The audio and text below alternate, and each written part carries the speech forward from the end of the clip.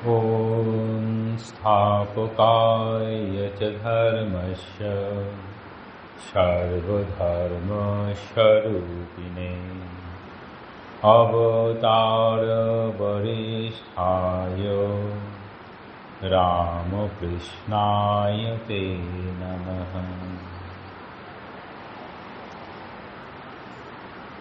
এখানে উপস্থিত এই মঞ্চেই শ্রীমৎ স্বামী নরেশানন্দজি মহারাজকে আমার ভূমিষ্ঠ প্রণাম। পাশে মহারাজ আছেন স্বামী জিতমোহনন্দজিকে আমার ভূমিষ্ঠ প্রণাম। অন্যান্য সকল মহারাজগণকে প্রণাম। সমস্ত রামকৃষ্ণ ভক্তমণ্ডলীকে আমার নমস্কার। ঠাকুরমা স্বামীজি চরণে আমার প্রণাম। আজকে আমরা এখন গত প্রেসিডেন্ট মহারাজ শ্রীমৎ স্বামী স্মরণানন্দজি মহারাজ সম্পর্কে একটু অনুধ্যান করব। অনুধ্যানের বিষয়ে আমরা একটু কঠিন জায়গা থেকে শুরু করা ভালো। কঠিন জায়গাটা হচ্ছে যোগ বশিষ্ঠ সারে কৃপার কথা বলা হয়েছে। সেখানে প্রথম কৃপা হচ্ছে আত্মকৃপা, দ্বিতীয় কৃপা হচ্ছে শাস্ত্র কৃপা, তৃতীয় কৃপা হচ্ছে গুরু কৃপা, আর চতুর্থ সেটি হচ্ছে ঈশ্বরের কৃপা। এই মহারাজের জীবনে এই চারটি কিভাবে ঘটেছিল সেটা দেখেই বুঝতে পারা যাবে একটা জীবন ঠিক ঠিক ধন্য করতে গেলে আমাদের এই চারটি কৃপারই প্রয়োজন। এই চারটি কৃপার মধ্যেই যখন আমাদের মানুষ আমরা চলতে থাকি তখন আমাদের জীবনটা যখন সার্থক হয়, সেই সার্থক সম্পর্কে স্বামী বিবেকানন্দ স্বামী শিষ্য সংবাদে একটা শ্লোকের অর্ধেকটা ব্যবহার করেছেন। বলছেন কুলং পবিত্রম জননী কৃতার্থা, এতটুকু অংশ ব্যবহার করেছেন। বাকি অংশটা আমরা দেখব। বলছেন জীবনটা যদি কৃতার্থ হয় তাহলে সেই জীবন দিয়ে বলা যেতে পারে যে পরিবারে ওই মানুষটা জন্মগ্রহণ করেছিলেন সেই পরিবারটা পবিত্র। সেই মা, যে মা সেই রকম মানুষের জন্য তার এই পৃথিবীতে আনার জন্য যা দায়িত্ব পালন করেছেন সেই মা হচ্ছে কৃতার্থা। এইরকম তো মহারাজের জীবনটা কীরকম ছিল সেটি আমাদের দেখার বিষয়। তার মধ্যে এই শ্লোকটি আমরা মনে করব, এটা সুপ্ত সংহিতায় ব্যবহার করা হয়েছে। কুলম পবিত্রম জননী কৃতার্থা বিশ্বম্ভরা পুণ্যবতী চতেন অপার সম্বিত সুখ সাগরেস্মিন লীলম পরম ব্রহ্মণি যস্যচেতঃ। অর্থাৎ যার চিত্ত পরব্রহ্মে লীন, যিনি জ্ঞান ও আনন্দের অনন্ত সমুদ্র স্বরূপ, সেই ব্যক্তির কাজের দ্বারা কুল পবিত্র, জননী কৃতার্থা ও ধরণী সৌভাগ্যবান হয়েছে। মহারাজের জীবনটা সামনে রাখলে যেন এই সংহিতার যে শ্লোকটি সেটিকে যেন প্রতিপাদ্য করা হয়। সেই মহারাজের জীবন কি ছিল, সেই মহারাজের জীবনের প্রথম দিকের একটি ঘটনা, সেই ঘটনায় একটু দেখে নেব। তারপরে মহারাজের জীবন যেমনভাবে আগিয়েছে সেই অনুযায়ী আমরা দেখব। দুটি বিষয় সবসময় এই মহারাজ বলতেন। সেই দুটি বিষয় কি বলতেন? যখনই কোনো নবীন সন্ন্যাসীদের দেখতেন তখনই এই দুটি কথা বারবার বলতেন। একটি বলতেন ব্রহ্ম সত্য জগৎ মিথ্যা, এই ব্রহ্ম সত্য জগৎ মিথ্যা, কিন্তু আমরা যেভাবে জগৎটাকে দেখি সেইভাবে না দেখেও অন্যভাবে দেখা যায়। অর্থাৎ স্বামীজির বলা যেন প্র্যাকটিক্যাল বেদান্ত, সেই ব্রহ্মের প্রকাশ জগতে দেখতে হবে, কাজও করতে হবে, কিন্তু এই বৈদান্তিক সত্য সেইটি হয়তো জীবনের যেন সাধনা হয়। অর্থাৎ জগৎ সেটি মিথ্যা স্বরূপ হবে আর ব্রহ্মটা সত্য স্বরূপ হবে। দ্বিতীয়ত হচ্ছে এক সরল নিঃসহায় শিশুর মতো শ্রীরামকৃষ্ণের কাছে নিঃশেষে আত্মসমর্পণ করো। অর্থাৎ ঠাকুরের কাছে শরণাগতির একটা প্রকৃষ্ট উদাহরণস্বরূপ নিজেকে গড়ে তুলতে হবে। আমরা যেন ঠাকুরের কাছে যেন নিশ্চয় সম্বল হিসাবে যেন ছোট শিশু ঠাকুরের কাছে আত্মসমর্পণ করেছি, এই ভাবটা তিনি বলতেন আর নিজে সেটি করতেন। নিজে সেটি করে ওই জায়গায় পৌঁছেছিলেন, তার জীবনে বিষয় বোঝা যায়। তিনি বলছেন আমাদের প্রত্যেকের জীবনে, কি গৃহীর জীবনে কি সন্ন্যাসীর জীবনে মাঝে মাঝেই আমাদের মানসিক একটা দ্বন্দ্ব হয়, এটা ঠিক না ভুল। এটা কি বলা হয়, একটা যেন এই যে সত্য আর অসত্য, যেন অসত্যের আবেশ, আবার একটি হচ্ছে মিথ্যা, সত্য মিথ্যা। আমরা আমাদের ধারণা অনুযায়ী কোনো বিষয়কে সত্য বলি আর আমাদের ধারণা অনুযায়ী কোনো বিষয়কে মিথ্যা বলি। ঘটনা ঠিক ঠিক বিবরণ দিতে আমরা অপারগ হই। কারণ মহারাজ বলতেন কিভাবে এটি করা সম্ভব, বলছেন রহস্যটা এখানে। শ্রীরামকৃষ্ণের চরণে নিজেকে সম্পূর্ণরূপে নিবেদন করো। ঠাকুরকে তোমার শরীর, মন, প্রতিভা সমস্ত কিছু তার কাজে তারই ইচ্ছা মতো ব্যবহার করতে দাও। সবসময় তারই উপর নির্ভর করো, সবসময় তাকে স্মরণে রাখার চেষ্টা করো এবং তার কাজ করে যাও। দেখবে তিনি বাকি সমস্ত কিছুর দায় গ্রহণ করবেন। এই রকমভাবে মহারাজের এই উপদেশটি তিনি সবসময় দিতেন। তো মহারাজের জন্মগ্রহণ করেছিলেন দক্ষিণ ভারতের তামিলনাড়ুতে একটা গ্রামে। ছোটোবেলার নাম ছিল জয়রামন। এগুলো সবাই বইটাতে পেয়ে যাবেন। যেগুলো বিশেষভাবে খেয়াল রাখবো সেই গল্পের অংশগুলো আমি এখানে উল্লেখ করার চেষ্টা করব। পড়াশোনা করার পরে তিনি বোম্বেতে যান। বোম্বে থেকে রিজার্ভ ব্যাঙ্কে চাকরি করেন। তারও আগে একটা জায়গায় কাজ করতেন, সেটা হচ্ছে ইন্ডিয়া সিকিউরিটিজ প্রেসে ক্লার্কের পদে চাকরি করতেন অস্থায়ীভাবে। তারপর সেখান থেকে রিজার্ভ ব্যাঙ্কে যুক্ত হলেন কর্মী হিসাবে 1949 মার্চ মাসে। এরপরে ঘটনাটা ঘটবে। ব্যাংকের কর্মীদের সঙ্গেই থাকতেন, আর একজন বন্ধু ছিল তার সঙ্গে থাকতেন, তার নাম ছিল সুরেন্দ্রনাথ মেনন। সাধারণভাবে এই কর্মজগতে এসে এটাকে বলা হয় ট্রিমেন্ডাস ডিসস্যাটিসফ্যাকশন উইদিন হিমসেলফ। যখন আমাদের নিজেদের মনের মধ্যে চূড়ান্ত বিড়ম্বনার সৃষ্টি হয়, ঠিক কিসে আনন্দ তখন খুঁজে পায় না, তখন যেটি হয় তখন সে আনন্দের খোঁজ করতে থাকে। কিসে আনন্দ পাওয়া যায়, জীবনে সত্যিকারের উদ্দেশ্য কি, জীবনে কি করলে আমি ভালো হব। এই সুন্দর একজন বন্ধু ছিল, সেই বন্ধুর সঙ্গে বাজারে আলোচনা করতেন। বলছেন কর্মজীবনের এই নিরবিচ্ছিন্ন ব্যস্ততাই কিন্তু যুবক জয়রামের জীবনের মোড় ফিরিয়ে দিল, মোড়টাকে ঘুরিয়ে দিচ্ছে।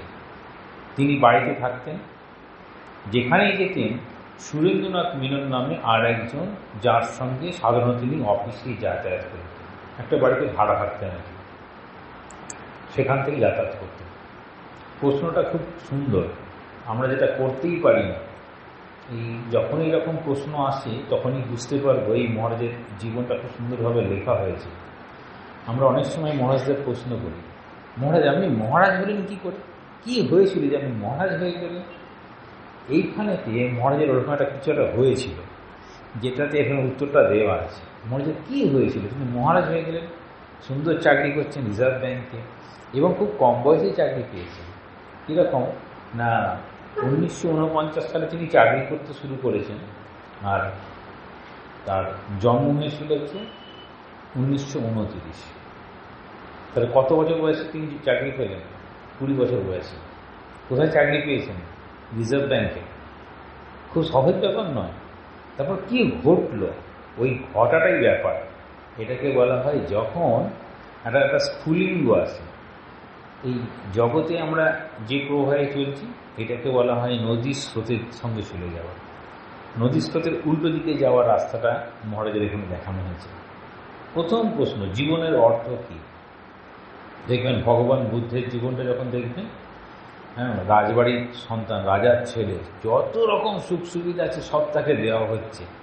তবু ওই 4টি ঘটনা দেখলেন, একটা মৃতদেহ যাচ্ছে, একজন অসুস্থ, একজন বৃদ্ধ হাঁটতে পারছে না।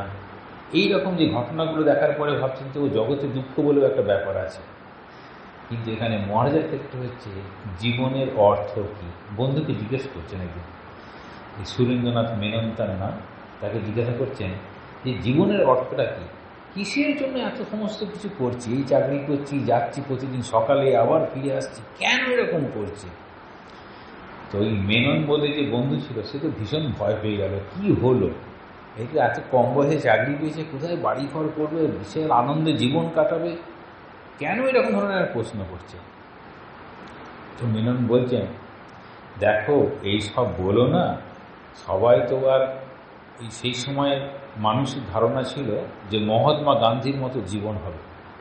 কীরকম না, সব কিছু ছেড়ে ছুড়ে দিয়ে এরকম একটা অর্ধেক কাপড় পরে ঘুরে বেড়াবে, যেন জীবনটা পুরোটাই ত্যাগের, সেই সময়কার ধারণা আর কি। তো বলছেন, মেনন বলছেন, সবাই তো আর মহাত্মা গান্ধী হতে পারে না। কিন্তু মহারাজের একটা স্পষ্ট উত্তর ছিল, উনি কিন্তু সাধারণ কোনো মানুষ। সেই দিকে না গিয়ে বলছেন, আমি তো মহাত্মা গান্ধী বা অন্য কারুর মতো হতে চাই না। দেখুন, মহাত্মা গান্ধী বা অন্য কারুর মতো হতে চাইছেন, কি হতে চাইছেন, আমি শুধু জীবনের অর্থ আর তাৎপর্য খুঁজতে চাই। আমাদের জীবনের অর্থটা কি, কেন আমি জন্মেছি, আর এই জীবনটার কি অর্থ হতে পারে। আমিও কি আগের আগে সব মানুষকে ফলো করব, মানে আমার বাবা দাদু যা করেছে তাকে অনুসরণ করব। প্রত্যেক ছোট ছোট ছেলে মেয়েদের কাছে তার সব থেকে বড় ধারণা হচ্ছে আমার বাবা আমার কাছে সব থেকে প্রিয়, আমার স্কুলের শিক্ষক আমার প্রিয়, বা আমার গৃহ শিক্ষক আমার প্রিয়, আমার মা মাসিমা মামা তারা আমার প্রিয়, তাদেরকে অনুসরণ করব। দেখবেন যেসব বাড়িতে এই দাদা বা কাকা বা মামা এরা খুব বড় জায়গায় পৌঁছেছে, ছোটোবেলা থেকেই বাচ্চাদের ধারণা হয় আমিও মামার মতো হব, আমিও কাকুর মতো হবে। দেখবেন, খেয়াল করবেন কেন হয় না, সামনে একজনকে দেখতে পাচ্ছে। কিন্তু মহারাজ বলছেন, আমি কীরকম করব, আমি শুধু জীবনের অর্থ আর তাৎপর্য খুঁজতে চাই। আমি আমার প্রশ্নের উত্তরগুলি খুঁজছি, আমি শুধু জানতে চাই কেন আমরা এইসব করে চলেছি। প্রতিদিন সকালে একসঙ্গে উঠতেন, একসঙ্গে অফিসে যেতেন, অফিসের কাজ হতো, একসঙ্গে ফিরতেন। বোম্বেতে থাকতেন, মাঝে মাঝে এবার বোম্বে প্রচুর সি বিচ আছে, তো সি বিচে ঘুরতেন। ঘুরে ঘুরে ভাবতেন কী করব, এত কিছু যে হচ্ছে, সেটাও বলছেন। মাঝে মাঝে একা একা ওই ওরলি বলে একটা বিচ ছিল, সেই বিচের পাশে একা একাই ঘুরতেন আর ভাবতেন এই যে সমুদ্রের পাশে বড় বড় বোল্ডারগুলো আছে, এই বড় বড় পাথর, এই বিস্তৃত যে সমুদ্র, অনন্ত আকাশ, এদের তুলনায় আমি কত ছোট, এই পাথরের তুলনায় সমুদ্র কত বড়, কিন্তু বড় সমুদ্রের ঢেউগুলো এই পাথরে পড়ছে, ছিটকে ছিটকে যাচ্ছে। মাঝে মাঝে বসে বসে দেখতেন অনন্ত সমুদ্রের কথা, ভাবতেন অনন্ত সমুদ্র কি বলে। অনন্ত সমুদ্র বলছে কর্মের প্রবাহ, একটার পর একটা ঢেউ আসছে, ঢেউ কিন্তু থামবে না। আপনি যদি মনে করেন ঢেউটা থেমে যাবে তবে স্নান করবো, অসম্ভব, ঢেউ চলবে। ফলে কি আমি সকাল থেকে উঠছি, অফিস যাচ্ছি, আবার ফিরে আসছি, কেন আমি করছি, কেন এই কেন করছি করতে করতেই মহারাজের একদম দারুণভাবে একটা জিনিস খুলে যাবে। তিনি ভাবছেন হয়তো ঠিকই, ফলে এই গোটা পৃথিবীর তুলনায় এই পাথরটা ছোট, গোটা সমুদ্রের তুলনায় এই ঢেউটা ছোট, আর এই সাগর আমাদের দেশের থেকেও বড়। খুব ভালো স্টুডেন্ট ছিলেন, খুব ভালো পড়াশোনা করতেন। তখন বুঝতে পারলেন এই গোটা বিশ্বের মধ্যে পৃথিবী কত ছোট, সেই পৃথিবীর মধ্যে এই পাথরগুলো ছোট হতে পারে, এত বড় বড় পাথর ছোট, এত বড় সমুদ্রও ছোট, তাহলে আমি এরকম ক্ষুদ্র মানুষ, আমি বা কত বড়। এই আত্মসন্ধান শুরু হয়ে গেল। শুরু কখন হয়েছে, চাকরি করতে শুরু করেছেন তখন। এবার বলছে যে তুমি হয়তো অতি ক্ষুদ্র, কিন্তু আমরা এত ক্ষুদ্র, আমাদের মধ্যে একটা বিরাট সম্ভাবনা আছে। এই বিরাট সম্ভাবনা কাকে দেখছেন, যখনই কোনো স্কুল জীবনে বা কলেজ জীবনে খুব ভালো মাপের ছাত্র হয়, তারা অনেকটা আগে বুঝতে পারে যে আমি কি হতে পারি, কতদূর হতে পারি, কিন্তু সেটাও যেন এই গোটা সব কিছুর জায়গায় যেন ছোট, কিন্তু আমাদের মধ্যে সেই বিরাট হওয়ার একটা সম্ভাবনা আছে। তিনি পরে মাঝে মাঝে অনুভব করতেন যে আমার নিজের মধ্যে, আমার এই মানুষ জগতে সেই অপূর্ব দিব্যভাবের বর্ণনা। কোনটা দিব্যভাবের বর্ণনা? এই জগতের মধ্যে এই সমুদ্র কত বড়, তার মধ্যে এই পাথরগুলো কত কত বড়, আমি কিন্তু সেই তুলনায় ছোট, কিন্তু আমার মধ্যে সেই সম্ভাবনা আছে যেটি এই পাথরের মধ্যে নেই, যেটি এই সমুদ্রের মধ্যে নেই। এই ধারণাটাই কি করতেন? বলছেন মাঝে মাঝেই আমি অফিস থেকে হাঁটতে হাঁটতে বাড়ি ফেরার সময় ওই ভাড়া বাড়িতে থাকতেন, সমুদ্রের ধারে চলে যেতেন। সমুদ্রের ধারে চলে গিয়ে 3টি কথা মনে হতো। এই 3টি কথা মনে হওয়াটা মহারাজের জীবনের একদম পরিবর্তন। প্রথম, একজন মানুষের জীবনে একটা আদর্শ অবশ্যই থাকতে হবে। একজন ঠিক মানুষ হতে গেলে তার জীবনে একটা অবশ্যই একটা আদর্শ থাকবে। দ্বিতীয়ত, সেই আদর্শকে উপলব্ধি করার জন্য তার জীবনে একটা প্রবল ইচ্ছা শক্তির প্রয়োজন। শুধু জীবনে একটা বড় আদর্শ রাখলেই হলো না, সেই আদর্শটাকে বাস্তবায়িত করার জন্য প্রবল ইচ্ছা শক্তির প্রয়োজন। সেই আদর্শকে কার্যে রূপান্তরিত করার জন্য চাই প্রবল অধ্যাবসায়। তাহলে 3টে জিনিস বললেন। একটা আদর্শ থাকতে হবে, আদর্শটাকে বাস্তবায়িত করার জন্য নিজের একটা বিশাল একটা ইচ্ছা শক্তি, আর সেই ইচ্ছা শক্তিটাকে ঠিকভাবে পরিচালিত করার জন্য অধ্যাবসায়, মানে পড়তে হবে। তাহলে এটিকে আমরা বলবো আত্মকৃপা। আমার নিজের মধ্যে বোধ জাগরণ হলো যে আমার মধ্যে একটা আদর্শকে তুলে ধরতে হবে, আমার ইচ্ছা শক্তি দিয়ে সেটিকে তৈরি করতে হবে, গঠন করতে হবে। সেই গঠনের জন্য আমাকে সাহায্য করবে পড়াশোনা। তাহলে প্রথমটা হচ্ছে আত্মকৃপা, প্রথমে শুরু করেছিলাম। দ্বিতীয়টা হচ্ছে শাস্ত্রকৃপা। কী অধ্যাবসায় করবেন, কি বই পড়বেন, যে বই পড়লে আমাদের ঠিক জীবনের আদর্শটাকে খুঁজে পাওয়া যায়। আমাদের আদর্শকে কীভাবে, প্রথমেই বলতেন কি আদর্শটা কীরকম না, হচ্ছে এই ব্রহ্মটা সত্য, জগৎটা মিথ্যা। এই বিষয়ে যা বলেছে, জগৎটা কি মিথ্যা? এই আপনারা যে বসে আছেন, ঠাকুর আছেন, এটা কি মিথ্যা? না, এটা সত্য। মিথ্যা হচ্ছে এটা চিরস্থায়ী নয়। আমরা এখন এসেছি, কিছুক্ষণ পরে প্রসাদ পাবো, বাড়ি চলে যাব। তাহলে বর্তমান অবস্থাটা কিছুক্ষণ জমায়ের জন্য সত্য, আমাদের কাছে সত্য, গোটা বিশ্বের কাছে সত্য নাও হতে পারে। এই যে কিছুক্ষণ পরে পরিবর্তন হয়ে যাবে, সেটা হচ্ছে এটা হচ্ছে মিথ্যা। এটা সবসময় পার্মানেন্ট নয়। আমাদের শরীরটা কি পার্মানেন্ট? না। 2 বছর আগে হয়তো আমার মাথা ব্যথা করতো না, এখন মাথা ব্যথা, হাঁটু ব্যথা করছে। আগে তো এই শরীরটা নিয়ে কত দৌড়েছে, কিন্তু এখন ব্যথা করছে। তাহলে এই শরীরটার, আমি আগে খুব শক্ত ছিলাম, এখন না একটু দুর্বল হয়ে গেছে। আমি দুর্বল হইনি, আমার শরীরটা দুর্বল হচ্ছে। এইখানে পার্থক্য। আমরা আমাদের শরীরের সঙ্গে নিজেকে এক করে ফেলি, মনে করি আমিই দুর্বল হয়ে গেছি। না, আমি একই রকম রয়েছি, পরিবর্তন হচ্ছে আমার এই জ্ঞান দিয়ে। তখন কি বলছেন, এবার কি হলো না, আমার জীবনের আদর্শটা কি, এই আদর্শ বা এই সত্য ঠিক কোথায় গেলে জানতে পারব। তখন কি করছেন, হঠাৎ ভেতর থেকে মনে হলো, এটা ভারতবর্ষের একটা অদ্ভুত গুণ, হঠাৎ ভেতর থেকে মনে হচ্ছে আমি সাধু হব। একমাত্র সাধু হলে এটা পাওয়া সম্ভব, এই উত্তরগুলো। কি বলছেন, হঠাৎ ভেতর থেকে কি যেন বলে উঠল, আমাকে সাধু হতে হবে। উদ্দেশ্য স্থির হয়ে গেল, আমি এবার সাধু হওয়ার জন্যই চেষ্টা শুরু করলাম। তাহলে প্রশ্নটা ছিল, এই জীবনের রহস্যটা কি? সত্যি আমরা জীবনে কি চাই? ও পর্যায়ক্রমে কি দেখছেন, আমাকে সাধু হতে হবে। তারপরে বলছেন পরবর্তীকালে প্রসঙ্গতে অন্যান্য যারা সাধু হতে আসছেন তাদেরকে বলছেন, এই পর্বটাই হচ্ছে আমার সব থেকে বড় পর্ব, ফার্স্ট অ্যাওয়েকেনিং, প্রথম জাগরণ, যে আমাকে সাধু হতে হবে। তারপর তিনি আর অন্য কোনো দিকে ফিরে তাকালেন না। জীবনের লক্ষ্য ও তার পথের উপর এত বিশ্বাস, গভীর বিশ্বাস জন্মে গেল, কোনো আর মনে সংশয় সন্দেহ কোনো কিছু এলো না। এবার তিনি কোথায় যাবেন না, বোম্বেতে তখন খাড় আশ্রম হয়েছে, খাড় আশ্রমে গেলেন। সেখানে তখন এবার খোঁজ খবর নিচ্ছেন, অনেক সাধুদের সঙ্গে কথা বলছেন।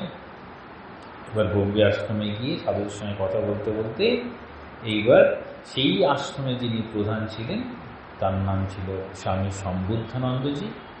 সম্বুদ্ধানন্দজির কাছে গেলেন, তিনি বললেন যে ওখানে আরেকজন মহারাজ ছিলেন সত্য মহারাজ বা অপূর্ণানন্দজি, তার সঙ্গে দেখা করলেন। পরে সম্বুদ্ধানন্দজি বলছেন যে মহারাজ কেন সাধু হওয়ার জন্য এসেছেন।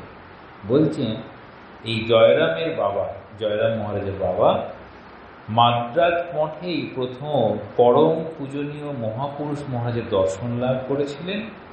বোম্বে মঠে যে অধ্যক্ষ স্বামী সম্বোধনী তাকে বলেছিলেন, এই কারণেই তার সন্তান জয়রাম রামকৃষ্ণ সঙ্গে যোগদান করেছেন।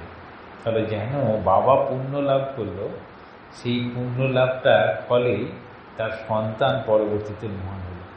আমরা একটা জিনিস জানব, খেয়াল করব, ব্যাসদেব তো খুব জ্ঞানী ছিলেন, ঠিক আছে, কিন্তু জন্ম থেকে সিদ্ধ কে হলেন? সুখদেব। যেন তার পূর্বপুরুষ ধরে এত শাস্ত্র আলোচনা, এত ঈশ্বরীয় প্রসঙ্গ, এত কিছু করল, তার পরবর্তী প্রজন্ম ওই সুখদেব, তিনি জন্ম থেকেই সিদ্ধ, ব্রহ্মজ্ঞান করেছেন। এখানে ঠিক সেরকম বলতে যে মহারাজ যে ওখানে তো মহাপুরুষ মহারাজের কাছে যেতেন, সেই জন্য হয়তো সেরকম চলে এসেছে। এবার একদিনের ঘটনা বলছেন, কীরকম? এটা হচ্ছে 1951 সালে জুন মাসের ঘটনা। সেখানে একদিন মহারাজ তখন ছাত্র, মানে মহারাজ যখন চাকরি করতেন তখনও কিন্তু পড়াশোনা করতেন। অথচ মহারাজ যখন চাকরি করতেন তখনও পড়াশোনা করতেন, তখন বিএ পড়ছিলেন। মহারাজ প্রথমেই চাকরি পেয়ে যান। এবার একদিন মঠে গিয়ে মন্দিরে বসে ধ্যান করছেন, তখন কিন্তু দীক্ষা হয়নি, ধ্যান করছেন। ধ্যান করতে করতে মনে মনে ঠাকুরকে জিজ্ঞাসা করলেন যে আমার ইষ্টটা কী। তারপরে ওই মন্দির ঠাকুরের ছবি থেকেই যেন উত্তরটা ভেসে এলো যে আমি তোমার ইষ্ট। এটা মহারাজের নিজের কথা। মহারাজ ছাত্র অবস্থায় যখন ওখানে মঠে যেতেন, ছাত্র আবার একদিকে কিন্তু চাকরি করছেন, দেখা হয়েছে, তখন তিনি নিজেই বলছেন যে ঠাকুর যেন নিজেই বলছেন আমি ইষ্ট। তাহলে এই যে আমাদের প্রত্যেকের মধ্যে রয়েছে যে ধারণা, ভারতবর্ষে জন্মগ্রহণ করলে এটা একটা আমাদের অ্যাডভান্টেজ আর কি, আমরা এটা বুঝতে পারি। এবার তিনি মনস্থির করলেন আমরা জয়েন করব। তাই জয়েন করার পর কাজ করলো কোথায় না, বোম্বে আশ্রমের ঠাকুর ঘরে কাজ করলো। কিন্তু তখনও তার দীক্ষা হয়নি। তাহলে দীক্ষা নিয়ে যে জয়েন করবে তা কিন্তু নয়, দীক্ষা না নিয়েও জয়েন করতে পারে। মানে মহারাজের জীবনটা খুব সুন্দর। মানে মহারাজের জীবনটা বোঝাচ্ছেন যে কারো যদি ছাত্র অবস্থায় এরকম একটা চলে আসে ভাবনা পড়তে পড়তে, তখন এটি হয়। কীরকম ভাবনা? এই জীবনের উদ্দেশ্য কী, একটা ভালো জীবন, একটা সৎসঙ্গ, সব কিছুর মধ্যে থেকে আমি ভালোটা নিয়ে বেরিয়ে যাব, আমার জীবনটাকে সার্থক করতে হবে, সেটি হলে কি হয়। তো 1952 সালের শেষের দিকে ওখানে স্বামী শঙ্করানন্দজি গিয়েছিলেন, মহারাজের কাছে দীক্ষা হলেন। কিন্তু গেলে পরে কি দীক্ষা হয়ে যাবে? মহারাজের মনে কি কোনো প্রশ্ন আসবেন না? মানে যেহেতু মহারাজ পরবর্তীতে এইরকম পর্যায়ে পৌঁছেছিলেন, সেহেতু মহারাজের সাধারণ ক্যাটাগরির মতো নয়, আমাদের মতো সাধারণ হবে না, একটু অন্যরকম হবে। সেটি কীরকম না, মহারাজ আসবেন, দীক্ষা দেবেন। ভাবছেন ওটা হচ্ছে 13 বা 14 ডিসেম্বর, এটি হচ্ছে শঙ্করানন্দজি গিয়েছেন। তখন মহারাজ ভাবছেন যদি আমার পছন্দ হয় তাহলে মহারাজের কাছে দীক্ষা নেব। বুঝতে পেরেছেন? ব্রহ্মচারী হয়েছে, আমাদের যেগুলো প্রেসিডেন্ট মহারাজ আসছে, হ্যাঁ, কোনো না প্রশ্নই আসে না। কিন্তু মহারাজ ভাবছেন যে দেখি প্রণাম করে কীরকম হয় দেখি, তারপরে আমি দীক্ষা নেব। এখানে খুব সুন্দর আছে। তারপরে কিন্তু মহারাজকে দেখেই খুব ভালো লেগে গেল। এই ভালো লাগার বিষয়টা হচ্ছে 1952 15ই ডিসেম্বর মহারাজকে দীক্ষা হয়ে গেল। তো একদিন স্মৃতিচারণ করছেন, এই প্রেসিডেন্ট মহারাজের কাছে যাওয়া যাবে কি যাবে না, তখন ব্রহ্মচারী সবাই একটা মনের মধ্যে একটা ভয় একটা কাজ করে। আর স্বামী শঙ্করানন্দজি না খুব রাশভারী লোক ছিলেন। এই শঙ্করানন্দজির জীবনে একটা ঘটনা আছে, এটা হচ্ছে চিত্তরঞ্জন স্টেশনের ঘটনা। চিত্তরঞ্জন স্টেশনের নাম হয়তো অনেকে শুনেছে। জামতলা বলে একটি আশ্রম আছে, হ্যাঁ, বহু প্রাচীন একটা আশ্রম। শঙ্করানন্দজি ওই জামতলায় গিয়েছিলেন চিত্তরঞ্জন থেকে ট্রেন ধরে আসবেন, উনি স্টেশনে বসেছিলেন। ওনার এমনই গাম্ভীর্য, ওনার সামনে কেউ যেতে পারছে না, বেশ কিছুটা দূরে সব মানুষ আছে, ওনার সামনে কিন্তু যেতে পারছে না। এরকম রাজবাড়ি মানুষ ছিল। সেরকম মহারাজ ভাবছেন যে মহারাজের কাছে গিয়ে কিছু জিজ্ঞাসা করবেন, কিছু বলবেন, তা যাবেন কি যাবেন না বুঝতে পারছেন না। সঙ্গে সঙ্গে মহারাজ ভাবছেন যে এখন এরকম ভাবতে হয়, মানে প্রেসিডেন্ট মহারাজ বলছেন, সঙ্গে সঙ্গে মহারাজ মানে এখন এরকম ভাবতে হয়, মানে মহারাজের কাছে দীক্ষা নিয়েছেন তারপরে এরকম ভাবতে হয়, এরকম ভাবনা। সঙ্গে সঙ্গে মহারাজ দৌড়ে মহারাজের কাছে গেলেন, গিয়ে সেখানে কথা বললেন। কথাটা বলছেন খুব সুন্দর, এই কথাটা খুব ইম্পর্টেন্ট বলে আমি পড়ে শোনাচ্ছি যাতে আমার ভাষার না পরিবর্তন হয়। মহারাজ স্বামীজি বলেছেন যে পূজা খুব অল্প খরচের মধ্যে সম্পন্ন করতে হয়, কিন্তু এখানে দুর্গা পূজা খুব বড় করে সম্পন্ন করা হয়। শুনে পূজ্যপাত প্রেসিডেন্ট মহারাজ বললেন, স্বামীজি নিজেই বেলুড় মঠে দুর্গা পূজা চালু করেছিলেন। তারপরে মহারাজ বলছেন, আমি খুব ভয় পেয়ে তাড়াতাড়ি চলে গেলাম। ফলে দেখুন প্রেসিডেন্ট মহারাজ অত গাম্ভীর্য, অত গম্ভীর তার স্বভাব, সেখানে ব্রহ্মচারী হয়েছে মানে সবে দীক্ষা নিয়েছে। তারপরে প্রশ্ন বলছেন এখানে মঠে খুব অনেক খরচা করে দুর্গা পূজা হয়। স্বামীজি কিন্তু এই চিঠিতে বলেছেন পূজা এইসবের জন্য অল্প খরচ করে মানুষের সেবায়, মানুষকে দেবত্বে উন্নীত করতে হবে, সেটি যেন প্রধান কাজ হয়, এই বিষয়টি। তারপরে আর একটা ঘটনা বলছেন যে দীক্ষা হয়ে গেল তো জপ করবেন, তাহলে মহারাজের কাছ থেকে যদি জপের মালা পাওয়া যায়, এখন তো আপনারা বললেই জপের মালা পেয়ে যান, যিনি পরবর্তীতে যখন মহান জায়গায় পৌঁছেছেন তিনিও কিন্তু জপের মালা পাননি। মানে আমরা জপের মালা পাওয়ার জন্য দীক্ষা নিয়েই একদম মালা কিনে নিয়ে পায়ে ছুঁয়ে নিই। তো মহারাজের ক্ষেত্রে কি হয়েছিল, সতীনাথ মহারাজ ছিলেন তখন ওখানে, মহারাজের সেক্রেটারি, মানে শঙ্করানন্দের সেক্রেটারির নাম হচ্ছে সতীনাথ মহারাজ। সতীনাথ মহারাজকে ধরলেন যে আমি এরকম মালা পেতে চাই। তখন সতীনাথ মহারাজ বলতেন যে মহারাজ মালা দেওয়ার পক্ষপাতী নন। সেই সময় প্রভানন্দ যে বরুণ মহারাজ, তিনি মহারাজের খুব কাছ থেকে সেবা করেছিলেন বলে তবেই মহারাজের কাছ থেকে মালা পেয়েছেন, বাকিদের তিনি সাধারণত দিতেন না। এবার হচ্ছে মহারাজের কী কী গুণ ছিল কাজের ক্ষেত্রে। তাহলে পূজার ঘরে কাজ করতেন, তো পূজার ঘরে কাজ করতে করতে পূজাগুলো তাহলে সেরকমভাবে শেখা হলো, খুব ভালো সন্ধ্যা আরতি করতেন, এসবগুলো রয়েছে। তারপরে মহারাজ টাইপ করা খুব ভালো করে শিখলেন, কিন্তু টাইপ এরকম 10 আঙুলের টাইপ না করে কেবলমাত্র এই মানে বৃদ্ধাঙ্গুষ্ঠী আর তর্জনী, এই দুটো 2-4টে আঙুল দিয়ে টাইপ করতেন, খুব তাড়াতাড়ি টাইপ করতে পারতেন, আর খুব পারফেকশন ছিল মহারাজ।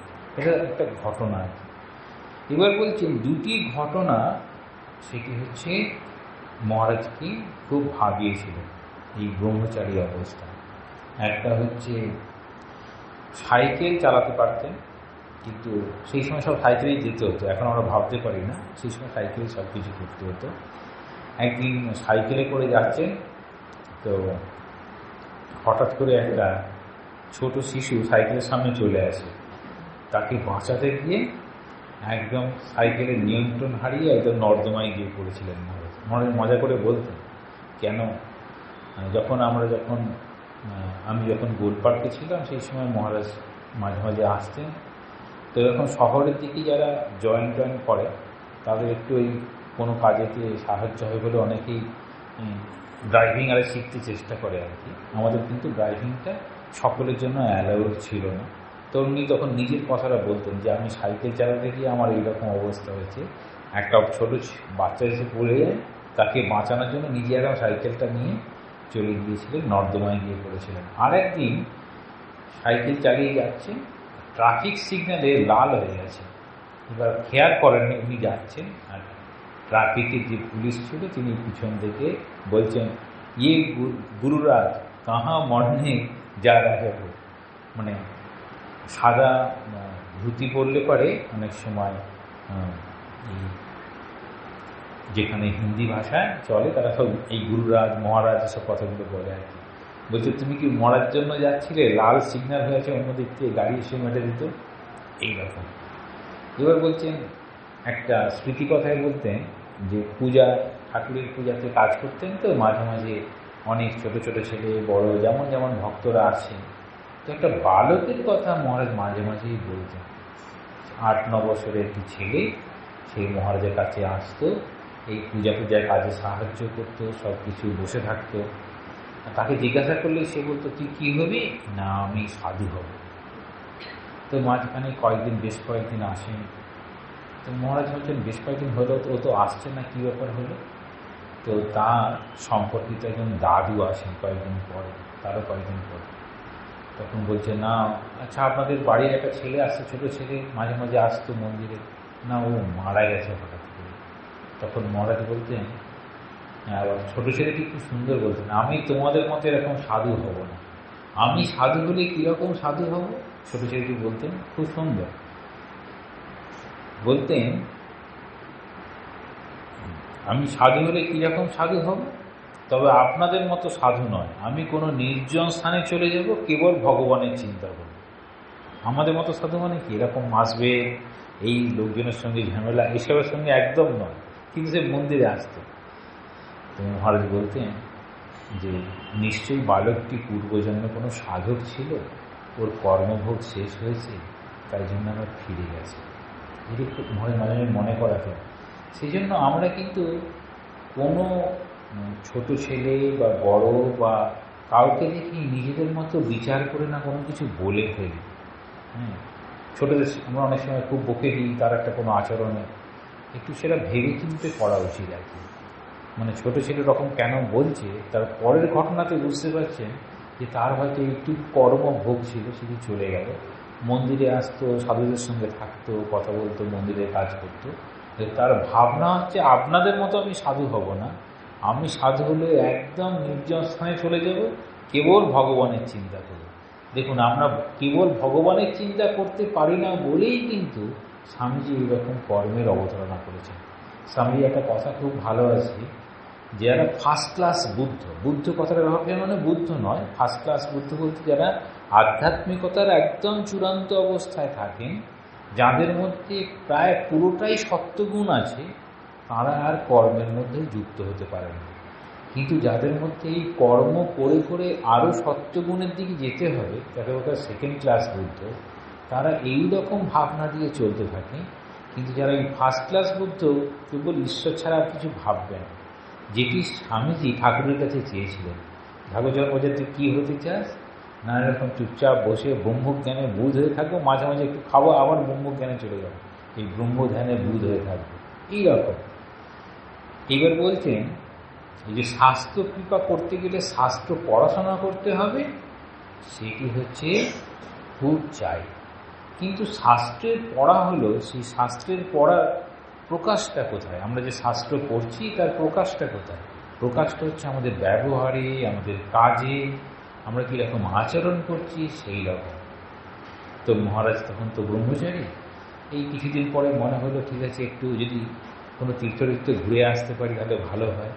গিয়ে মহারাজকে বলছে, মানে বোম্বে আশ্রমে সেই সময়কার সেক্রেটারি মহারাজকে বলছেন যে আমি একটু কয়েকদিনের জন্য যে ছুটি চাইছি, একটু এই উত্তরাখণ্ডের ঋষিকেশে যখন যাবো, একটু তপস্যা করবো, মানে কাজ থেকে বিরত হয়ে। কেন বললেন খেয়াল রাখবেন, ওই ছেলেটা যে বলতো যে আমি আপনাদের মতো এরকম কাজের মধ্যে এরকম থাকবো না, আমি একদম খালি ভগবানের কথা চিন্তা করবো, ওইটা মাথাতে একদম খুব স্ট্রংলি ঢুকেছে। তাহলে আমি যদি কদিন ছুটি পাই তাহলে আমি ওরকম গিয়ে করব। ওই যখন মহারাজকে বলা হল, মহারাজ তখন একদম অখুশি হলেন, সম্বোধন দিলেন। তারপরে মহারাজের মনে হলো আচ্ছা আমাদের তো রামকৃষ্ণ মিশনের মাঝে মাঝে অনেক ত্রাণ কার্য হয়, তাহলে সরাসরি যদি মানুষের সেবা করার যদি সুযোগ পাই, ছুটি না পেতে পারি, যদি ওই রকম কিছু একটা পাই। তো ত্রাণ কার্য তখন চলছিল। মহারাজ যখন বললেন তখন এই স্বামী সম্বন্ধে খুব খুশি হয়ে বললেন যে এই জয়রাম, মানে তখন মহারাজ তখন ব্রহ্মচারী যাবে। এইবার গেলে পরে কী হয়, ত্রাণ কার্যে গেলে কি হয়, ত্রাণ কার্যের মানুষের বিভিন্ন রকম আচরণ, কীরকম, যাকে আপনি সেবা দিতে চাইছেন কিন্তু মানুষ তো মানে মানুষের সেবা করা খুব কঠিন। দেখুন না, ঠাকুরের কাছে ভোগ দেওয়া আপনি 11টার সময় দিন, ঠাকুর গ্রহণ করে নেবেন। 11:30 দিলেন, তাও গ্রহণ করে নেবেন। 11:45 তাও গ্রহণ করে নেবেন। কোনোদিন দিলেন না, তাও ঠিক আছে, দিয়ে লক করে বাড়ি বাইরে যাচ্ছেন, তাই না? লক করে দিয়ে ঠাকুর আছে তুমি তোমার মতো খেয়ে নিও, 4টে নকলদানা জল দিয়ে চলে গেলেন, আবার বিকেলে ফিরলেন। ঠাকুর কিছু বলবেন? বলবেন। মানুষের সেবা করতে গেলে কি বলবেন? আরে আপনি 10টার সময় রিলিফ দেবেন বলেছেন, কোথায় গেলেন? আমাদের যে খিদে পেয়েছে। এই রিলিফে গেলে পরে দেখা যায় যে জীবন্ত দেবতার পুজো করা খুব কঠিন। মানুষের মধ্যে যে দেবতা আছে, সেই দেবত্ব শরীর দিয়ে এখন আমার সঙ্গে কীরকম ব্যবহার করবে বোঝা খুব মুশকিল। তো সেটি এই হয়। এবার বলছেন মহারাজ আবার ফিরে এলেন, ওই রিলিফের কাজ করে বোম্বে আশ্রমে ফিরে এলেন। এখন পূজার কাজ থেকে সরে তিনি চলে আসছেন অফিসের কাজে। এই অফিসের কাজের জন্য প্রস্তুতি কী হয়েছে, তিনি টাইপ শিখে নিয়েছেন। বুঝতে পেরেছেন? আমরা শুধু অফিসে বসলেই হবে না, অফিসের কাজটা শিখে নিতে হবে। তো অফিসের কাজটা শেখা হয়ে গেছে। অফিসের কাজটা শেখা হয়ে যাওয়ার পরে কয়েক বছর পরে জয়রামবাটিতে মায়ের মন্দির, এই এখন যে মন্দিরটা দেখছি সেটি হচ্ছে 1954 সালের 9ই এপ্রিল অক্ষয় তৃতীয়ার দিনে থেকে মন্দিরটা প্রতিষ্ঠা হয়েছিল, এই যে বড় মন্দিরটা। এই মন্দিরে তিনি আসবেন, সঙ্গে আরও কয়েকজন সিনিয়র মহারাজ আছেন, তাদেরকে নিয়ে আসবেন। নিয়ে তিনি যখন কলকাতা এসে পৌঁছালেন, প্রথমে গোলপার্কে উঠেছিলেন, তারপর গোলপার্ক থেকে মঠে গিয়েছিলেন, মঠ থেকে তারপর আবার জয়রামবাটির উদ্দেশ্যে যাচ্ছেন। বেলুড় মঠের একটা ঘটনা ঘটেছে, সেটি দিয়ে বোঝাতে চাইছেন ঠাকুর যেমন প্রত্যেকটা কাজের পরে সেই ব্যবহৃত জিনিসটা ঠিক জায়গাতে রাখতে বলতেন, ঠিক সেটাই যেন পরবর্তী মহারাজরা অনুসরণ করছেন তার ঘটনা বলছেন। বেলুড় মঠে থাকাকালীন একটা মজার ঘটনা ঘটে। সেই সময় তিনি বেলুড় মঠে থাকতে পেয়েছিলেন গিরিশ মেমোরিয়াল বিল্ডিং, আগে যেটা প্রেসিডেন্ট মহারাজ কোয়ার্টার ছিল ওই পাশে গিরিশ মেমোরিয়াল বিল্ডিং, তাই না মহারাজ? গিরিশ মেমোরিয়াল বিল্ডিং সেখানে ছিলেন। এবার উপরে একটা কাপড় কাচার জন্য ঘর ছিল, সেই উপরের ঘরে কাপড় কাচার জন্য চাবি নিয়ে কাপড় টাপড় কেচে এবার সব কাপড়গুলো মিলিয়ে এবার বাইরে থেকে ঘরটা চাবি দিয়ে চলে এসেছেন। ফিরে গিয়ে দেখছেন চাবিটা নেই, দেখেছিলেন কার্নিসে চাবিটা নেই। তখন তিনি হঠাৎ এই চাবিটা খুঁজছেন, তো হঠাৎ একটা গলা শুনতে পাচ্ছেন। কার গলা শুনতে পাচ্ছেন? স্বামী বীরেশ্বরানন্দজির গলা। বুঝতে পেরেছেন? বলছেন, কঠিন স্বরে জিজ্ঞাসা করছেন, তুমি কি খুঁজছো? উত্তর দিলেন, চাবি। কোথায় রেখেছিলে? মনে হয় কার্নিসে। দেখুন কথাটা কি ব্যবহার করেছেন, মনে হয় কার্নিসে। তখন বীরেশ্বরানন্দজি বলছেন, মনে হয় বলছো কেন? এখানে কার্নিসে। দেখুন তাহলে জগতে সত্য মিথ্যা একদম নিজে যা যা করছি খেয়াল রাখতে হবে। যেটা করছি সেটা যদি খেয়াল না রাখা হয় এরকম বকুনি খেতে হবে। শিক্ষার কিন্তু এই ব্রহ্মচারী জীবনেতে। তখন তিনি চাবিটা হাতে নিয়ে বললেন, এই তো চাবি, মানে মহারাজ নেই, এই তো চাবি, এটি আমি আমার কাছে রেখে দেব। তোমরা কিছুই খেয়াল রাখো না, মানে কাজ করো খেয়াল রাখো না, ঘরের ভেতরে কে আছে না আছে দেখেই ঘরে তালা লাগিয়ে চলে যাও। ফলে মনে হচ্ছে কি হচ্ছে ঘরের ভেতরে ছিল, বাইরের দিকে চাবিটা দিয়ে দিয়েছে। জয়রাম মহারাজ বুঝতে পারলেন কিছু একটা গোলমাল হয়ে গেছে, সঙ্গে সঙ্গে প্রণাম করে বললেন যে হ্যাঁ তিনি এই জায়গায় নতুন এসেছেন, সব তো জানেন না।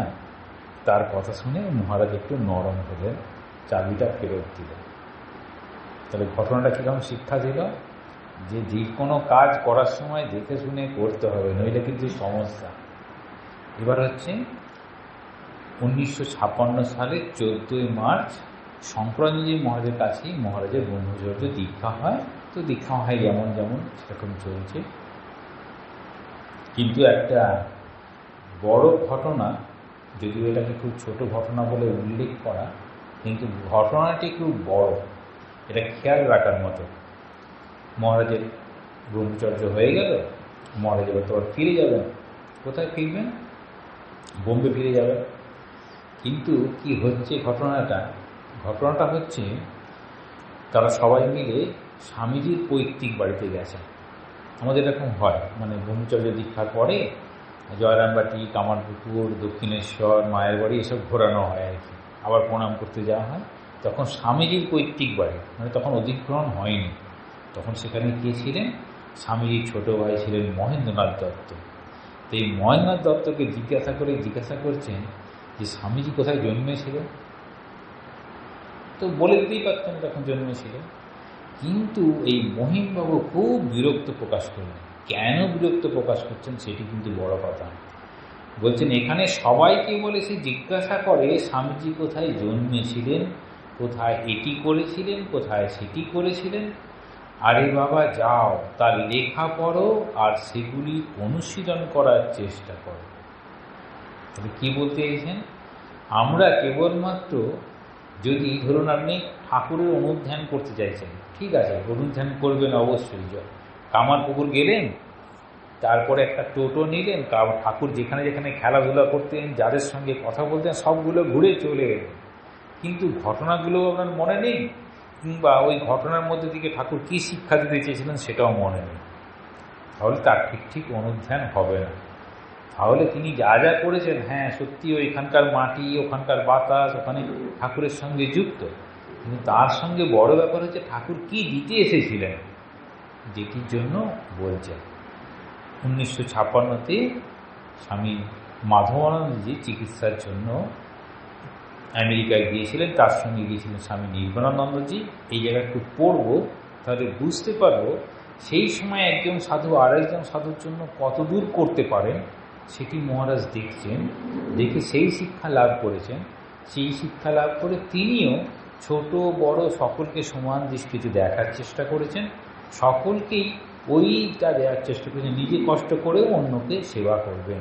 সেটা শিক্ষাটা কোথায় লাভ করেছিলেন না, একটা ঘটনা, যে ঘটনা ঘটেছিল স্বামী মাধবানন্দজি এবং স্বামী নির্বাণানন্দজির জীবনের ক্ষেত্রে। তারা যখন ফিরলেন, তাহলে গিয়েছিলেন আমেরিকা, ফিরে বোম্বে এয়ারপোর্টে এসেছেন। বোম্বে এয়ারপোর্টে আসার জন্য এই মহারাজ তখন তাদেরকে রিসিভ করে নিয়ে এলেন। কোথায় নিয়ে এলেন? বোম্বে আশ্রমে চলে এলেন। সেই সময় এখনকার মতো কিন্তু এত ফ্যান, এসি এসবের ব্যবস্থা নেই। আশ্রমে তখন একটা মাত্র টেবিল ফ্যান, অবস্থা বুঝতে পেরেছেন? একটা মাত্র টেবিল ফ্যান। সেও একজন ভক্ত দিয়েছিলেন, একজন পার্সি ভক্ত মহিলা দিয়েছিলেন। এবার সেই টেবিল ফ্যানটা কাকে দেওয়া হবে? মাধবানন্দজিকে দেওয়া হবে না নির্বাণানন্দজিকে দেওয়া হবে? পূজনীয় মাধবানন্দজি বললেন যে সেটি নির্বাণানন্দজিকে দিতে। যখন সেটি নিয়ে নির্বাণানন্দজির কাছে যান, তখন তিনি আবার সেটিকে ফিরিয়ে মাধবানন্দজিকে দিতে বললেন। এমনই ছিল পরস্পরের প্রতি শ্রদ্ধা, ভালোবাসা। কি শিখছেন? মানে যাকে দেওয়া হচ্ছে তিনি বলছেন না না, আমার থেকে ওর বেশি প্রয়োজন, ওকে দাও। তাহলে সেখানে দেখাতে চাইছেন যে তাদের মধ্যে কত শ্রদ্ধা, ভালোবাসা। সেটি দেখে মহারাজ ভীষণ মুগ্ধ হয়েছিলেন। যেহেতু নির্বাণজির ঘরে ফ্যান ছিল না, তাই জন্য পরে বুঝিয়ে বাজে মাধবানন্দজিকে ফ্যানটা দেওয়া হলো। এইবার নির্বাণজিকে ফ্যানটা নেই, সেই ফ্যান নেই বলে একটা হাত পাখা নিয়ে সারা রাত্রি মহারাজ হাওয়া করেছে। তাহলে এই সাধারণ সম্পাদককে কাছে পেয়ে এই সময় সাধুরা নানা বিষয়ের সমস্যার কথা বলছেন, আর জয়রাম মহারাজ সুযোগ মতো এই মাধবানন্দজির কাছে গিয়ে কিছুদিনের জন্য ছুটি চাইলেন। তাহলে মাধবানন্দজি কে ছিলেন সেই সময়? সেটি তিনি জেনারেল সেক্রেটারি ছিলেন। এবার মাধবের কাছে ছুটি প্রার্থনা করছেন। মাধবজি বললেন ছুটি দেওয়া যাবে না, তবে অন্য জায়গায় ট্রান্সফার চাইলে দিতে পারি, মানে ছুটি আমি দেবো না, তুমি এখন এই আশ্রমে আছো, অন্য আশ্রমে গেলে দিতে পারি। তারপরে অনেকক্ষণ ধরে রাতে কথাবার্তা হলো। তখন এই মাধবজি রাতে শুতে যাবেন কি যাবেন না, এত দেরি হচ্ছে। যখন এটা মহারাজকে বলা হলো যে মহারাজ আমরা এত দেরি হলো, সকলের সঙ্গে কথা বলছিলেন, তখন মাধবজির একটা কথা হচ্ছে, আমি কি এতক্ষণ ঠাকুরের কাজই করছিলাম না? এই মাধবানন্দজির জীবনের সমস্ত ঘটনা, সমস্ত জীবনের সমস্ত কাজ এই শতবর্ষের আলোকে স্বামী মাধবানন্দজির একটা বই আছে, সব জায়গায় পাওয়া যাবে না, এখন আর প্রিন্টও হয় না। ওখানে রয়েছে মাধবঞ্জি সকল বিষয়কে ঠাকুরের কাজ বলে গ্রহণ করেছে, সকল কাজকে। এইবার কি হলো, তার বোম্বে আশ্রমে থাকার পরেই স্বামী বীরেশ্বরানন্দজি মহারাজ এসেছিলেন। তা সেখানেও কিছু সৌভাগ্য হয়েছিল তাদের সেবা করার, মানে ব্রহ্মচারী অবস্থাতেই তিনি এরকম মহারাজদের সেবা করার সুযোগ পেয়েছিলেন, তাদের কাছ থেকে এত কিছু শেখার সুযোগ হয়েছিল। এবার বলছেন যে একটা ঘটনা, সেই ঘটনাটা আমি পরের দিকে চলে আসি, সময়টা একদম অন্যরকম হয়ে যাচ্ছে। তো তাহলে এরপর দেখাচ্ছেন যে বোম্বে আশ্রমের জীবনটা ছেড়ে ওই ছুটি চেয়েছিলেন, সেই জন্য তিনি চলে আসছেন 1958 সালে অদ্বৈত আশ্রমে চলে আসছেন। অদ্বৈত আশ্রম যেখান থেকে ইংরেজি বইগুলো বেশি পাবলিশ হয়, আমরা যে খেয়াল করবেন, অদ্বৈত আশ্রমে তিনি এসেছেন। সেই অদ্বৈত আশ্রমে এসে বলছেন তিনি কিসের কাজ করছেন না, পত্রিকার সিটি এডিটর। তখনও কিন্তু ব্রহ্মচারী, সন্ন্যাস মানে নেই, তিনি সিটি এডিটরের কাজ পেয়েছেন, করছেন। কিন্তু তিনি একদিন প্রভু মহারাজকে বলছেন, বীরেশ্বরানন্দজিকে বলছেন, আমার তো ট্রেনিং এখনো হয়নি, মানে সন্ন্যাস না হলে ট্রেনিং কমপ্লিট হয়নি বলে আমরা ধরা হয় আর কি। যতক্ষণ না সন্ন্যাসে ততক্ষণ যেন ট্রেনিং, আমাদের ট্রেনিং ফেজ চলছে, তো আমার তখন সেটা হয়নি, শেষ হয়নি, তো আমি এরকম এত বড় কাজে নিতে পারবো? তখন মহারাজ বলেছিলেন, খুব উল্লেখযোগ্য বিষয়টা, নট নেসেসারি ফর ইউ, মানে এই ট্রেনিংটা তোমার জন্য প্রয়োজন নেই। তার তাই সেই গঠনটা হয়ে গেছে মহারাজের গঠনটা হয়ে গেছে বলেই মহারাজ এটা পেয়েছেন। এবার মহারাজের ছোটবেলা থেকেই এই বিষ্ণু সহস্রনাম, ললিতা সহস্রনাম, এসব প্রচুর শাস্ত্রে যেরকম স্তোত্র এসব মুখস্থ ছিল। উনি প্রতিদিন সকালে উঠেই হাঁটতে বেরোতেন। এই হাঁটার সময় হাঁটতে হাঁটতে একটা ঘটনা ঘটে, সেই ঘটনাটা উনি বাজে বাজে বেশ মজা করে বলতেন যে একজন মুসলমান ভদ্রলোক, তিনি হাতে, মুসলমানরা জব করে, দেখুন একটা কালো রঙের মালা থাকে পুঁতির মতো, সেটি জব করতে করতে যায়। জব করতে করতে যেতেন, একদিন মহারাজকে বলছেন, কি কেমন আছেন, নিজে থেকেই যেন আলাপ করতে চাইছেন। বলছে ওই যে আলাপ করতে যাই, তো পরে বুঝতে পারলাম, বলছে আমি আমার ছেলেকে নরেন্দ্রপুরে কী করে ভর্তি করবো, সেই জন্য আলাপ করতে। তারপর এটা খুব কি বলতেন, হাঁটতে একটু সাধুসঙ্গ করা যায়, মানে এই আমরা যেন ভুল না করি। মহারাজ একটু সাধুসঙ্গ করতে এলাম, আসলে সাধুসঙ্গ করতে আসা না ছেলে নরেন্দ্রপুরে ভর্তি হওয়ার ব্যাপারে আমাদের সঙ্গে এসেছে, কাছে এসেছে, বোঝা কিন্তু খুব মুশকিল। হ্যাঁ, অতএব সাধুকে সাবধান করে দিচ্ছেন নিজের জীবনের ঘটনা বলে আর কি, যে আমি যখন এরকম সকালে হাঁটতাম, মহারাজ এরকম সত্য পাঠ করতে করতে হাঁটতেন, তো যখন এরকম দেখলেন, তো মহারাজকে এরকম যখন পরে বলছেন একটু সাধুসঙ্গ করা যাক, তারপরের উদ্দেশ্য হচ্ছে আমার কীভাবে ছেলেকে নরেন্দ্রপুরে ভর্তি করা যায়। তো মহারাজ এটা খুব মজা করে বলতেন। কেন বলতেন? সেটি আমাদের জন্য, আমরা যেন ওই প্রথমেই কোনো ভক্ত একদিন দুদিন আসার পরে আপনার একটু সঙ্গ করা যাক, তারপরে তার উদ্দেশ্যটা যদি বুঝতে পারি, তখন একটা আগিয়ে যায় আর কি, তখন খুব মুশকিল। এবার একটা বলছেন যে কীভাবে তিনি করতেন। এই পত্রিকার কাজ করতে গেলে কি করতে হয়, প্রুফ রিডিং করতে হয়, ভুল ধরতে হয়। তো ভুল ধরার কাজটা মা বলেছেন ভুল ধরবে না, এদিকে আপনি প্রুফ রিডিং করবেন, ভুল ধরবেন যারা টাইপ করেছে, বা প্রুফ রিডিং একসঙ্গে পরপর দুজন তিনজনের মধ্যে না করলে হয় না। তো বই সংক্রান্ত বিষয়ে এরকম কিছু করতে হয়।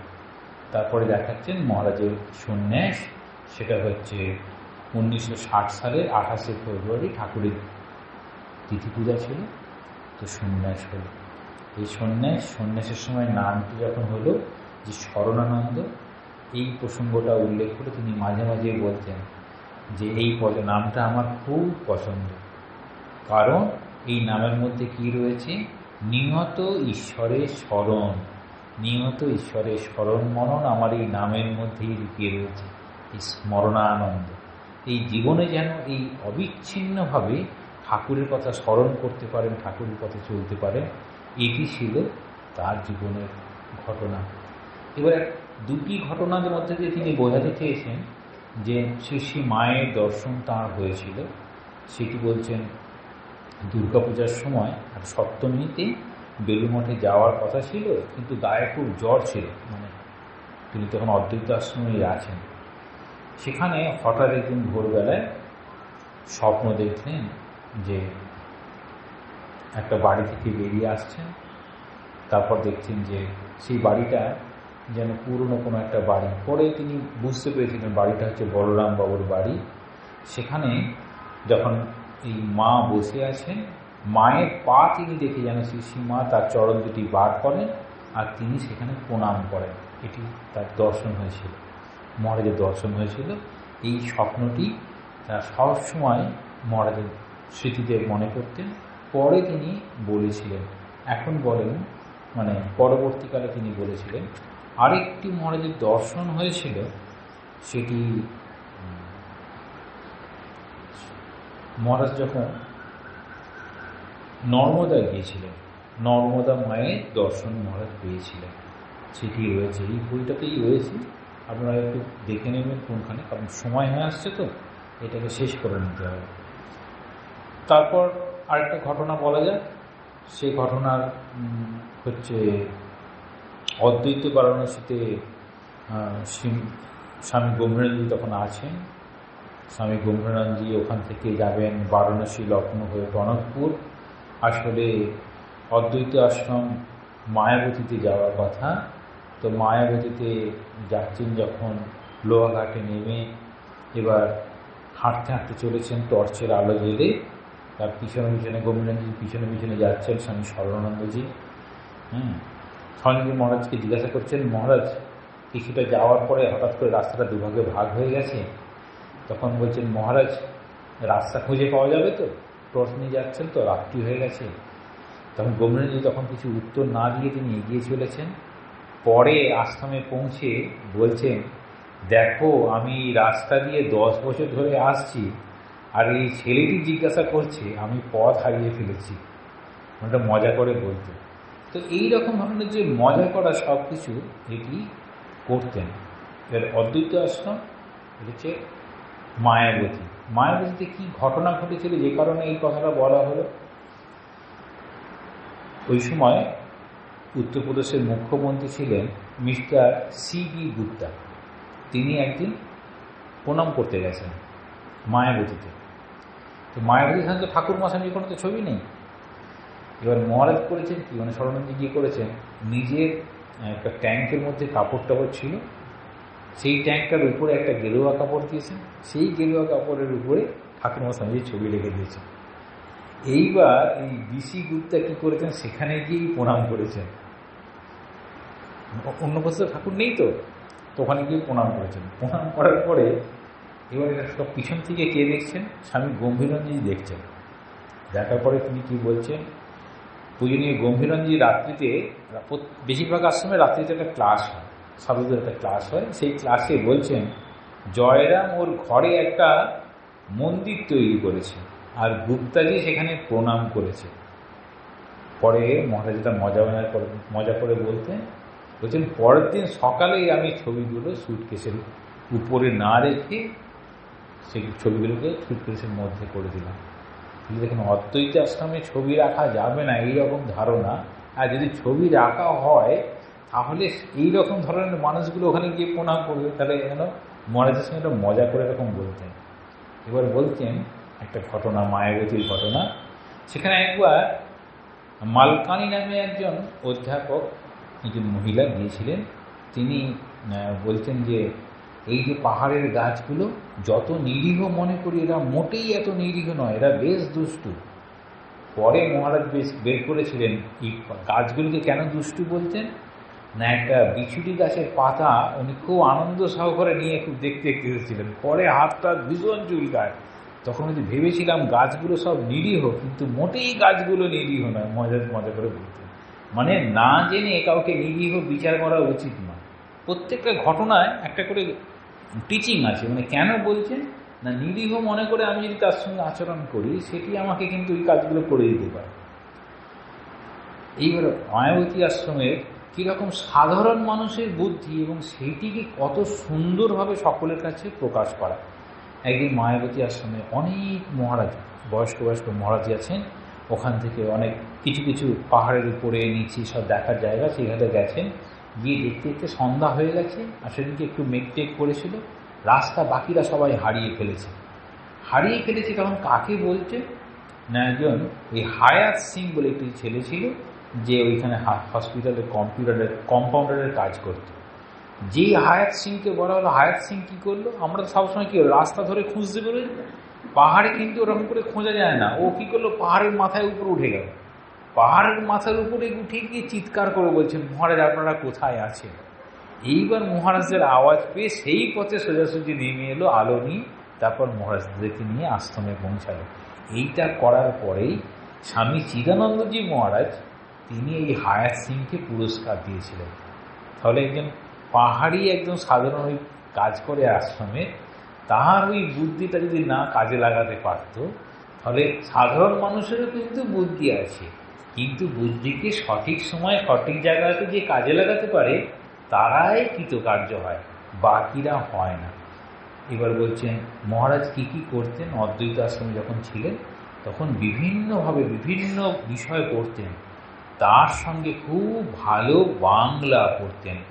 ধ্রুপদী গদ্য সাহিত্য, খেয়াল রাখবো ধ্রুপদী গদ্য সাহিত্য কাকে বলবো, বঙ্কিমচন্দ্র, তাই তো ওরকম ধরনের লেখা। রবীন্দ্র সাহিত্য খুব ভালো করে পড়তেন, যে কারণে মহারাজ খুব ভালো বাংলা বলতে পারতেন, বাংলায় খুব ভালো করে বিষয়টা বোঝাতেও পারতেন। এবার বিভিন্ন জায়গায় মহারাজের থাকা হয়। তাহলে প্রথমত হচ্ছে বোম্বে, তারপরে অদ্বৈত আশ্রম, কলকাতা, মায়াবতী, আবার কলকাতা, তারপরে মহারাজ গিয়েছিলেন দক্ষিণ ভারতে চেন্নাই, সেখান থেকে ফিরে আসেন সারদাপীঠে, সারদাপীঠ থেকে আবার বেলুড় মঠে, সারদাপীঠ থেকে উচ্চ পরিষদের মেম্বার হলেন, ট্রাস্টি হলেন, তারপর বেলুড় মঠে এলেন, বেলুড় মঠে তারপরে তিনি থেকে গেলেন। কিন্তু সারদাপীঠে যখন ছিলেন তখন একটা বিষয় মহারাজের মধ্যে বিশেষভাবে লক্ষ্য করা যেত, তিনি কি করতে চাইতেন। তিনি বারবার মনে করিয়ে দিতেন নবাগত সাধু ব্রহ্মচারীদেরকে যে তাদের জীবনটা যে কারণে এসেছে সেটি যেন সার্থক করতে পারে। এই সার্থক করতে পারার জন্য তিনি কি করতেন, তিনি বিভিন্ন সময় ক্লাস নিতেন। তাহলে সাধুদেরকে ক্লাস নিতেন, সাধুদেরকেও শিক্ষার প্রয়োজন। কি ক্লাস নিতেন বিশেষত, মহারাজ বিশেষত উপনিষদের ক্লাস নিতেন, বিশেষ করে বৃহদারণ্যক উপনিষদ ক্লাস নিতেন। আগে ওখানে জগদ্ধাত্রী পূজা হতো, মাঝখানে বেশ কিছুদিন বন্ধ ছিল, আবার তিনি পূজাটাকে ফিরিয়ে এনেছিলেন। এবার বলছেন যেভাবে সাধারণ মানুষের কাজ করা সম্ভব হয় তিনি সেসব সব রকম করতেন। ওখানে সমাজ শিক্ষা শুরু হয়েছিল, সেটি মহারাজের জন্যই। এই যে আমরা সারদাপীঠের ধূপ, বুক স্টল, এসব যে বিভিন্ন রকম ফটো ফ্রেম যা কিছু দেখছি, মহারাজের সময় এটা সব থেকে বড় হয়েছিল, বড় মাপের হয়েছিল। এই যে এত বড় বড় কাজের মধ্যে তিনি কি করতেন, এই বড় বড় কাজের মধ্যে সবাইকেই যাতে ইনভলভ করতে পারেন, তার মধ্যে হচ্ছে 1978 সালের যে বড় বন্যা হয়েছিল, সেই বড় বন্যাতে নিজে এবং বাকি সকলকে নিয়ে কাজ করেছিলেন। বেলুড় মঠে যে 1980 সালের কনভেনশন হয়েছিল, সেই কনভেনশন, পাশাপাশি ঠাকুরমা স্বামীজির জীবনকে কত সহজে সাধারণ মানুষের কাছে তুলে ধরা যায়, তাই জন্য তিনি মাঝে মাঝে প্রদর্শনের ব্যবস্থা করতেন। এখন তো বেলুড় মঠে মিউজিয়াম হয়েছে, তখন তো এই মিউজিয়াম ছিল না। তখন মহারাজ এই প্রদর্শনীর ব্যবস্থা করে প্রথম করেন, এবং পাশাপাশি চাইতেন যে ঠাকুরমা স্বামীজিকে কেন্দ্র করে যত গান আছে, ভজন আছে, সন্ধ্যার যে আরত্রিকের গান আছে, কালী কীর্তন আছে, মহারাজের সময়তেই কিন্তু এই সারদাপীঠে কালী কীর্তন শুরু হয়। কালী কীর্তনের টিম হয় ঠাকুরমা স্বামীজিকে কেন্দ্র করে, এই কালী কীর্তনের টিম, সেখানে সাধুরাই কালী কীর্তনের গায়। যে কালী কীর্তনের এই সাধুরা বেলুড় মঠে যখন কালী পূজা হয় তখন এই গান করে। আবার গেলেন, তারপরে চেন্নাই মঠে গেলেন, চেন্নাই মঠ থেকে আবার ফিরে এলেন। এরপরে বলছেন যে মহারাজের জীবনে সব থেকে দুটি বড় কাজ হয়েছিল। সেই দুটি কাজ হচ্ছে, আমরা এখানে অনেকেই জানি কিন্তু সেটা খেয়াল করতে পারি না। সেটা হচ্ছে অখিল ভারত বিবেকানন্দ যুব মহামণ্ডলের কথা শুনেছি, যুব মহামণ্ডল নাম শুনেছেন। আর একটা হচ্ছে বিবেকানন্দ স্বাস্থ্য সেবা সংস্থা। এই দুটি হচ্ছে বিবেকানন্দ স্বাস্থ্য সেবা সংস্থাটা বেশিটাই দক্ষিণবঙ্গে কাজ হয়। আর হচ্ছে যুব মহামণ্ডলটা বেশ বড় মাপের। এই যুব মহামণ্ডল হচ্ছে 1967 সালে, আর 8-এর দশকের প্রথমের দিকে এই বিবেকানন্দ স্বাস্থ্যসেবা সংঘ শুরু করেছিলেন। মহারাজের জীবনের কতগুলো বিষয় সেটি হচ্ছে মহারাজ মাঝে মাঝেই প্রকাশ করতেন। সেটি হচ্ছে নিজের অনুভব শাস্ত্রের ব্যাখ্যার মাধ্যমে, আর জীবনটা কীভাবে এগিয়ে চলেছে সেটা কীভাবে বোঝাচ্ছেন নিজের জীবনের একটা অনুভব। তিনি গিয়েছিলেন এলাহাবাদে, গিয়েছিলেন 1971 সালে। ত্রিবেণী সঙ্গমে যাচ্ছেন নৌকায়, হঠাৎ তার সামনে শ্রীকৃষ্ণ যেন ভগবান তিনি নিজে এলেন, ধরা দিলেন, এরকম কি দেখা দিয়েছিলেন। পরবর্তীতে তিনি ঘটনার কথা বলতেন যে আমার আগে থেকেই শ্রীকৃষ্ণের প্রতি বিশেষ একটু প্রীতি ছিল, কিন্তু এই ঘটনায় তার যে সেই দিব্যরূপ তাতে তিনি অভিভূত হয়ে গিয়েছিলেন। আর 1982 সালের জানুয়ারিতে তিনি ওঙ্কারেশ্বরে গিয়েছিলেন, নর্মদার একটা পাথরের উপর বসে ধ্যান করছিলেন, সেখানেই তিনি দেবী নর্মদার দর্শন পেয়েছিলেন। এই যে বলছেন, কখনো কখনো আমি মায়ের দর্শন পাই, কিন্তু আমি তোমাদের বলি না, তুমি কিন্তু কাউকে বলবে না, মানে নিজের সেবকদেরকে বলতেন। এ বলছেন জীবনটা তাহলে কীরকম, জীবনের রহস্যটা কী না? জীবনের রহস্য হচ্ছে প্রত্যেক সাধুদেরকে, যেমন প্রথমে শুরু করেছিলাম, সবসময় বলতেন যে বেদান্তের কথাকে স্মরণ রাখতে হবে।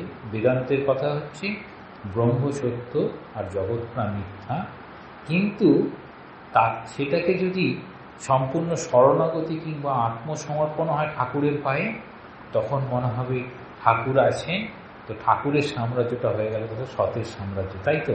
তখন সেখানে আর মিথ্যা নাই। বাকি যেখানে ঠাকুর নাই সেখানে আমার কোনো প্রয়োজন নাই, আমি নিজেকে দূরে সরিয়ে রাখবো। তাহলে সমস্তভাবে নিজের মনটাকে ঈশ্বরীয়ভাবে রাখার একটা উপায়ের কথা বলতেন। সেই উপায়টা হচ্ছে জগৎ এরকম পরিবর্তনশীল, এই জগতের মধ্যে থেকে আমাদের শিক্ষা গ্রহণ করতে হবে, শিক্ষা নিয়ে আমাদের জীবনটা পরিচালিত করতে হবে। এইরকমভাবে মহারাজ অনেককে কৃপা করেছিলেন। কতজন সেটা একটা উল্লেখ আছে, কতজনকে তিনি কৃপা করেছিলেন, 75,000 সামথিং। আমি এই মুহূর্তে, যাই হোক, এখানে একটা বলা আছে ওটা।